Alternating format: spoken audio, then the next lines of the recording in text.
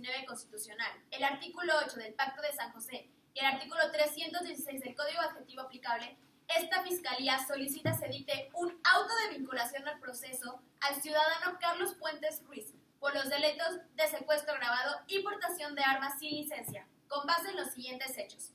Que el día 22 de mayo del 2012, a la 1:10 de la madrugada, Patricia Venegas, una mujer con 2 meses de embarazo, fue privada de la libertad, siendo amenazada con un arma de fuego por Enrique Gómez, para ser llevada en una camioneta gris sin placas, al inmueble ubicado en la calle 1, número 715 de esta ciudad de Querétaro, lugar donde fue retenida por 18 días y fue exigido $1.000.000 para su liberación, hasta su rescate por policías ministeriales el 7 de junio del 2012, momento donde se detuvo a Enrique Gómez, quien señaló al hoy imputado autor intelectual y partícipe del secuestro. Ahora bien, para mayor claridad en mi exposición, dividiré esta en 2 partes. La primera se enfocará al hecho con apariencia de delito y la segunda a demostrar la posible participación del ahora imputado. Para acreditar la existencia de los hechos con apariencia de delito, esta representación social presenta los siguientes datos de prueba.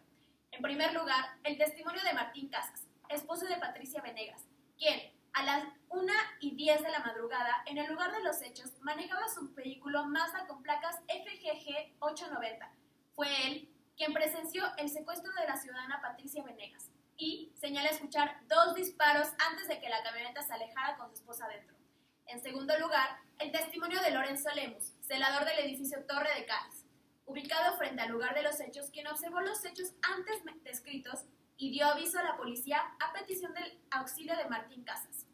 En tercer lugar, la grabación y transcripción de las llamadas realizadas al número fijo de Martín Casas, los días 5 de junio del 2012 a las 14:23 y 14:35 horas. En esta consta la exigencia de $1.000.000 por el rescate de Patricia Venegas. En cuarto lugar, el informe del 7 de junio del 2012 del Policía Federal Armando Buitrón, quien coordinó la ejecución de la orden de cateo al inmueble donde se encontró encerrada la víctima y se detuvo a Enrique Gómez. Y en relación con lo anterior, se cuenta con el dato de prueba material consistente en un teléfono Nokia, modelo 1120, encontrado en posesión de Enrique Gómez durante la detención, donde consta en el registro de llamadas el número fijo de Martín Casas, con fecha y hora idénticas a las registradas en las grabaciones. Ahora bien, una vez acreditado el hecho con apariencia de delito, continúo con mi segunda exposición enfocada a acreditar la posible participación del hoy imputado. En primer lugar, el testimonio de Enrique Gómez, quien señaló a Carlos Puentes como partícipe del hecho, donde indica que él y el imputado planaron el secuestro para hacerse de dinero y señala que los datos personales de Martín Casas fueron dados por Carlos Puentes. Aunado a lo anterior, esta representación social cuenta con el dato de prueba material de una agenda encontrada en posesión de Carlos Puentes el día de su detención, misma donde se encuentra un directorio que incluye el número telefónico y nombre de Martín Casas. Esto, su señoría, son indicios de la participación como autor intelectual de Carlos Puentes en el hecho con apariencia de delito. Esta representación social también cuenta con un dato de prueba consistente en una pistola de calibre de 9 milímetros encontrada en posesión de Carlos Puentes al momento de su detención el día 17 de junio del 2012, arma que fue dada por Enrique Gómez con el fin de cometer el ilícito. Este medio de prueba, además de acreditar el hecho con apariencia de delito de portación de armas y su participación, vincula a Carlos Puentes como copartícipe del hecho con apariencia de delito, ya que coincide con la declaración dada por el ciudadano Enrique Gómez.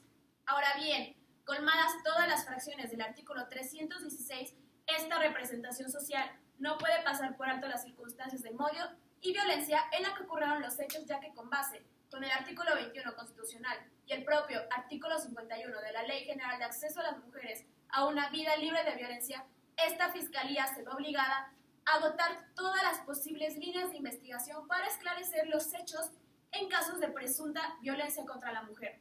Por lo antes mencionado, esta representación social reitera su solicitud de vincular a proceso al ciudadano Carlos Puentes por el delito de secuestro agravado, señalado en los artículos 9 y 10, en su fracción F de la Ley General para prevenir y sancionar los delitos en materia de secuestro, y por el delito de portación de armas, señalado en el artículo 81 de la Ley Federal de Armas de Fuego y Explosivos, toda vez que, atendiendo a la lógica, no existe otra persona que pudiera ser posible autor intelectual y copartícipe de dicho hecho.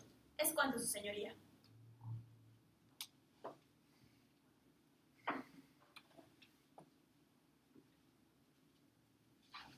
Su señoría, con fundamento en el artículo 19 constitucional, así como en el numeral 319 del Código Adjetivo aplicable, solicito que dicte auto de no vinculación a proceso a favor del ciudadano Carlos Atanasio Puentes Ruiz, toda vez que la Fiscalía no ha logrado acreditar la posible participación de mi defendido en los hechos. Los hechos ocurrieron de la siguiente manera. El 22 de mayo del 2012 a las 22 horas, el señor Carlos Puentes acudió al taller mecánico Automotor Limitada para cubrir el turno de Enrique Gómez, ya que éste le prometió el favor de sustituirlo con la promesa de otorgarle 600 pesos. Al arribar, el señor Puentes vio salir a Enrique Gómez, acompañado de 3 hombres más, notándose apresurados para abandonar el taller mecánico, a lo que mi representado hizo caso omiso. Después de cubrir el turno de Enrique Gómez, mi representado se puso a completar el suyo, que consiste en uno de 12 p.m. a 12 a.m. Cabe resaltar que es el tiempo en el cual se cometió el ilícito que le imputan hoy. Es de vital importancia señalar que el 3 de junio, Carlos Puentes reportó su teléfono celular como perdido ante las oficinas de Movistar en la ciudad de Santiago de Querétaro. El día 17 de junio, mi ofendido se disponía a abordar un camión para transportarse al municipio de Chichimequillas, con el objetivo de atender a su hermana Marcela Puentes, la cual se encontraba enferma. Antes de abordar el vehículo, los policías ministeriales lo detuvieron sin razón alguna, señalándole que estaba siendo detenido por el delito de secuestro y portación de armas sin licencia, llevado momentos después al Ministerio Público. Lo anterior demuestra que mi representado no pudo haber participado en los hechos, esto en virtud de los siguientes datos de prueba. Número 1. La declaración de Carlos Puentes, quien asegura haber estado en el taller mecánico Automotor Limitada desde las 10 horas por petición del señor Enrique Gómez, a cambio de la suma de 600 pesos. Segundo, el testimonio de Enrique Gómez, quien señala haber estado previamente en prisión, describiéndola como un infierno y señalando que haría lo que fuera para no volver a ese lugar, como por ejemplo, acusar a otra persona para obtener su libertad. Esto coincide armónicamente con la entrevista de Marcela Puentes, quien tuvo una relación sentimental con Enrique Gómez, y lo reconoce como una persona mañosa, estafadora, y que siempre busca un beneficio personal, por lo que no se puede dar valor probatorio a las acusaciones formuladas por el señor Gómez. Después, la Fiscalía sostiene que mi defendido tenía en su posesión una libreta con los datos de los agraviados, y que esto lo vincula al ilícito como autor intelectual. Sin embargo, la entrevista de Eduardo Santos señala que Enrique Gómez había estado preguntando reiteradamente la información de los clientes e incluso tenía la intención de generar un directorio con los datos de los mismos. Esto demuestra que el señor Gómez pudo haber cometido el ilícito sin la ayuda de mi representado. Asimismo, esta entrevista acredita la presencia del señor Carlos Puentes en el taller mecánico Automotor Limitada, la noche del 22 de mayo, la cual la Fiscalía asegura que se cometió el ilícito. Asimismo, en nuestra defensa activa presentamos la entrevista de María Jaramillo, quien muestra la negligencia del agente Armando Buitrago al momento de la recolección de pruebas, haciéndose acreedor a una sanción disciplinaria, mostrándonos la poca fiabilidad que éste tiene para recabar pruebas. Por último, la Fiscalía sostiene que Carlos Puente prestó su celular para las llamadas del rescate. Sin embargo, mi representado señaló haberlo perdido el 6 de junio. Esto se acredita con el reporte de pérdida de la compañía Movistar. En resumen, la Fiscalía no cumple con el estándar probatorio mínimo, siendo que su teoría del caso descansa a favor del testimonio de Enrique Gómez, pero ya se demostró que sus acusaciones carecen de cualquier valor probatorio. Además, de que Eduardo Santos señala que mi representado se encontraba trabajando el día de los hechos, testimonio objetivo y sin vicio alguno. Por lo que al no cumplir el estándar probatorio mínimo racional, al no acreditar la posible participación de mi ofendido, reitero mi solicitud de dictar auto de no vinculación al proceso en favor de mi defendido y que se le otorgue la inmediata libertad con fundamento en el principio de presunción de inocencia. Es cuanto.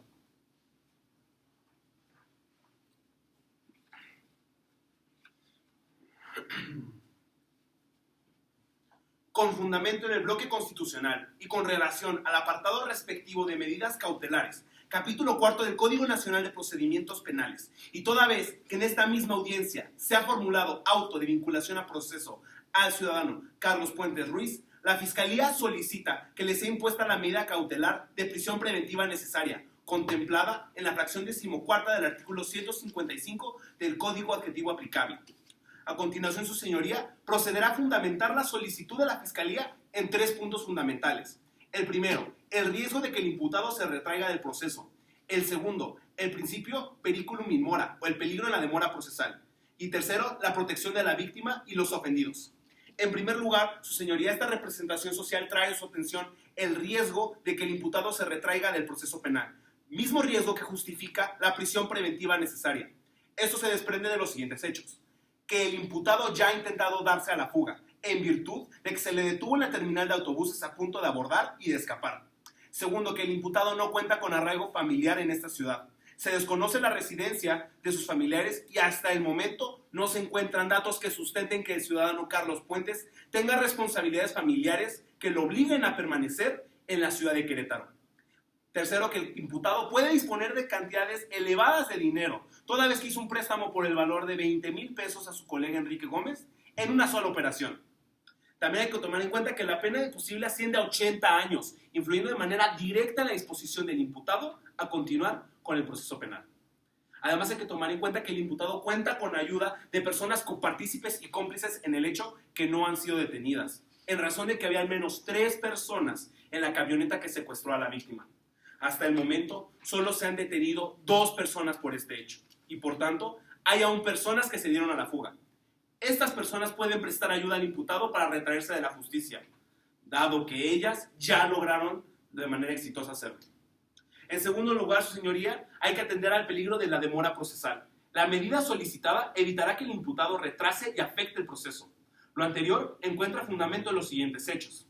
En primer lugar, que existe una conducta evasiva del ciudadano Carlos Puentes, en el momento en que su declaración no coincide con otros testimonios y datos de prueba que obran en la carpeta de investigación. Y en segundo lugar, que existe copartícipes y cómplices que facilitarían la destrucción de pruebas materiales, toda vez que son ellos que tienen acceso a los medios y los lugares de los hechos delictuosos. Su señoría, quienes guardan la intención de destruir las pruebas materiales son aquellos involucrados en los hechos delictuosos.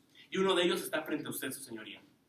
Y finalmente, con el fin de garantizar la seguridad de la víctima y los ofendidos, esta representación social llama la atención del tribunal al hecho de que la víctima es una mujer, haciendo menester de esta fiscalía proteger de la manera más amplia los derechos de la víctima, en completo acuerdo con el artículo 51 de la Ley General de Acceso de las Mujeres a una vida libre de violencia. Esto toma importancia porque Carlos Fuentes se le acusa de cometer el delito de secuestro. Se trata de un delito que requiere conocimiento de datos personales de la víctima. Y esto demuestra que existe una amenaza, no solo contra la libertad de Patricia de nuevo, sino sobre su propia vida y la de su familia.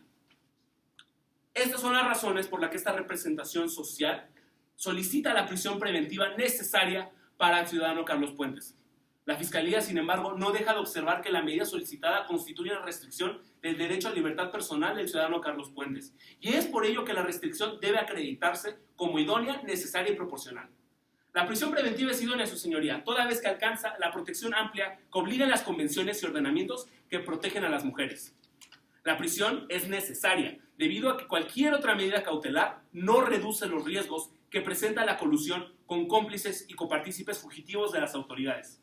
Y finalmente, la prisión preventiva es proporcional, en virtud de que la medida no consiste en la lesión de la dignidad humana del imputado, sino de la restricción de su posibilidad de desplazarse y transitar por el país. Misma restricción fundamentada en el artículo 7.2 de la Convención Americana de los Derechos Humanos. Debe señalarse que el ciudadano Carlos Puentes tiene antecedentes penales por el delito de fraude. Este hecho facilita la conclusión de que el imputado participó nuevamente en un hecho delictivo. Esta fiscalía solicita que la duración de la medida cautelar debe ser durante todo el procedimiento, dada la gravedad del delito y los riesgos ya expuestos. Esta representación social entiende que la medida solicitada debe ser impuesta de manera excepcional, pero atendiendo a la apariencia del buen derecho, se debe recordar que el hecho en materia de la vinculación al proceso indica la posibilidad de que el imputado cometió el hecho delictuoso y que la vida de la víctima peligraba hasta el momento de su rescate. Es por todo lo anteriormente expuesto que reitero mi solicitud de que sea impuesta la medida cautelar de prisión preventiva al ciudadano Carlos Puentes Ruiz. Es cuanto.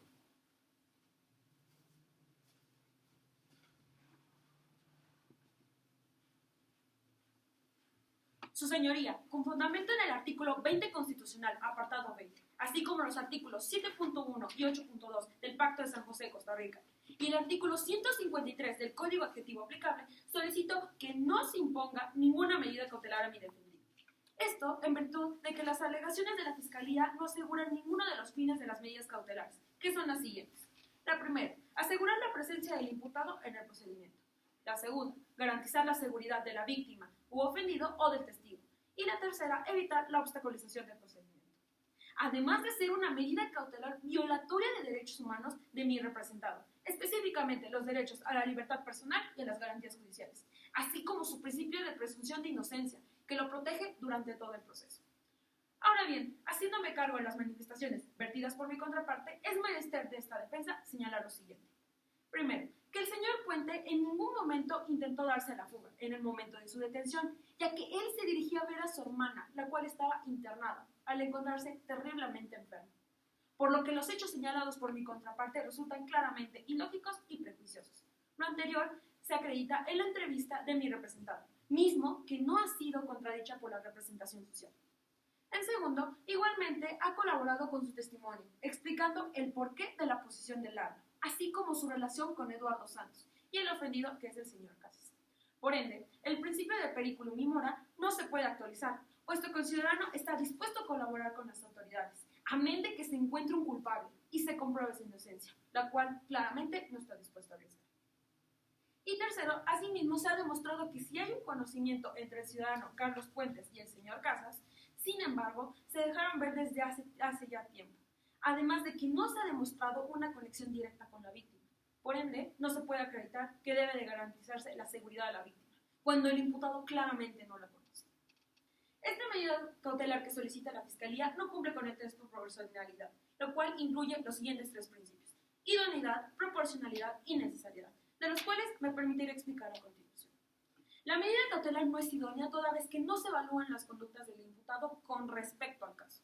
Carlos Puentes goza de una buena reputación al ser reconocido como un gran trabajador, de acuerdo con el dueño del taller automotor limitada, que es Eduardo Santos. Y también es voluntario desde hace ya 5 años de la Asociación Civil Niños de la Calle, ayudándolos en su educación y en su futuro. No es proporcional, ya que este requisito está relacionado con la sanción o pena del delito que se cometió. Y a lo largo de este juicio, la representación social no ha logrado comprobar completamente la participación de Carlos en un hecho con apariencia de delito. Por ende, al quedar duda de si en realidad se cometió el delito, esta medida cautelar es desproporcional de acuerdo al caso. Además de que no se cumple con un estándar mínimo probatorio que acredite la participación material en el delito de secuestro. Por ende, no se puede actualizar el principio de la apariencia del buen derecho. Y por último, no es necesario, dado que si bien es cierto que no se cuenta con datos de un arraigo familiar, el ciudadano Carlos cuenta con un trabajo y domicilio fijo y estable, del cual ya goza cierto tiempo de antigüedad. Por ende, no existe un riesgo de fuga, ya que es su único medio de subsistencia. Asimismo, es de importancia recalcar que la Comisión Interamericana de Derechos Humanos, en su informe 12/96, ha dicho que en la evaluación de la conducta futura del imputado no pueden privilegiarse criterios que miren solo el interés de la sociedad, considerando a su vez que el encarcelamiento debe basarse exclusivamente en la probabilidad de que el acusado abuse de su libertad. Y con respecto a los antecedentes penales, la Fiscalía ignora que la Suprema Corte de Justicia de la Nación reconoce el derecho penal de acto y no de autor, destacando también que en el mismo informe de la CIDH, el hecho de fundar la detención en los antecedentes penales del imputado implica recurrir a circunstancias que no tienen ninguna relación con el caso, y que la consideración de los antecedentes penales también vulnera claramente el principio de presunción de inocencia y el concepto de rehabilitación.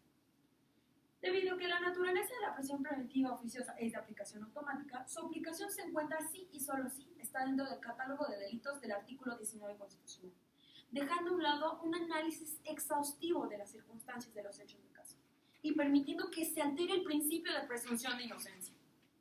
Sumando que la aplicación de la prisión preventiva debe ser, además, excepcional, se hace alusión a la jurisprudencia con número de registro 2013-368, ya que aplicándolo al caso específico, la defensa, al comprobar con sus pruebas de descargo una duda en la participación de Carlos, impide que las pruebas de cargo de la Fiscalía sean suficientes para comprobar que el imputado cometió un delito tipificado como secuestro agravado.